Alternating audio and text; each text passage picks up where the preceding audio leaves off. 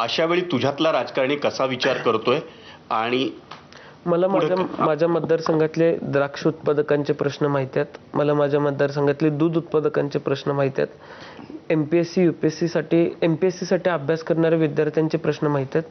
आणि त्याच्या पुढे जाऊन मी युवा संघर्ष यात्रेमध्ये ज्यावेळेस रोहितदादांच्या नेतृत्वाखाली आम्ही पुणे ते नागपूर पदयात्रा केली, त्यावेळेस बीडला एक लहान मुलगा होता. त्या लहान मुलाला रोहितदादांनी विचारलं, तुला मोठं होऊन काय व्हायचं? तिथं गौंडीला बिगारी असं म्हणतात, तिथं शेतकऱ्याला सुद्धा बिगारी असं काहीतरी म्हणतात. तर तो म्हणला मला बिगारी व्हायचं आहे.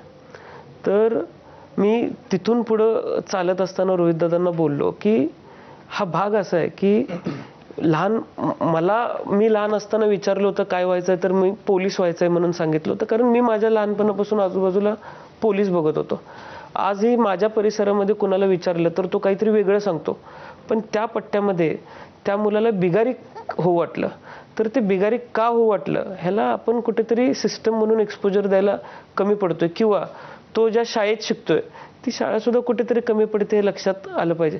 मी या सगळ्या घटकांचे प्रश्न यावेळेस विधिमंडळात मांडणार आहे. किंबहुना गेल्या 4 दिवसामध्ये म्हणजे सत्ताधारीचीच कामं होतात असं काही नाही, विरोधी पक्षामध्ये सुद्धा प्रभावीपणाने काम केलं तर कामं होऊ शकतात. आता त्याच्या पुढे जाऊन गेल्या 2.5 वर्षात विरोधी पक्षात काम करताना मला मतदारसंघाला विशेष असं काही मिळालं नाही किंवा दिलंही नाही, विरोधी पक्षांना प्राधान्यच दिलं नव्हतं. मी यावेळेस आता प्रश्न मांडत राहणे, कामं करून घेणे, शेवटी 25-15चा निधी देण्यात कोणतरी इंटरव्ह्यू करू शकतं, बजेटला मतदारसंघातली रस्ते घालण्यात कोणतरी इंटरव्ह्यू करू शकतं. पण मी जर पॉलिसीसाठीच जर बसलो तर पॉलिसी तरी माझ्यावर आकस म्हणून कोण थांबवू शकत नाही. बरं, ती पॉलिसी काही ती फक्त माझ्यासाठी होणार नाही, माझ्या मतदारसंघातल्या शेतकऱ्यांसाठी होणार नाही. आज द्राक्ष उत्पादक शेतकरी पूर्ण महाराष्ट्रात झालेले आहेत. नाशिकला झालं आहे, लातूरला झालं आहे, संभाजीनगरला, छत्रपती संभाजीनगरला झालेले आहेत, कोल्हापूरला झालेत, सांगलीला झालेत. तर या सगळ्या जिल्ह्यातल्या शेतकऱ्यांचे प्रश्न मी मांडणार आहे. तर मग हा प्रश्न फक्त माझ्यावरती आकस ठेवून सोडवायचा किंवा नाही सोडवायचा नसून या सर्व शेतकऱ्यांना न्याय देण्याचा असणार आहे, आणि त्यामुळे माझी ती भूमिका असणार आहे.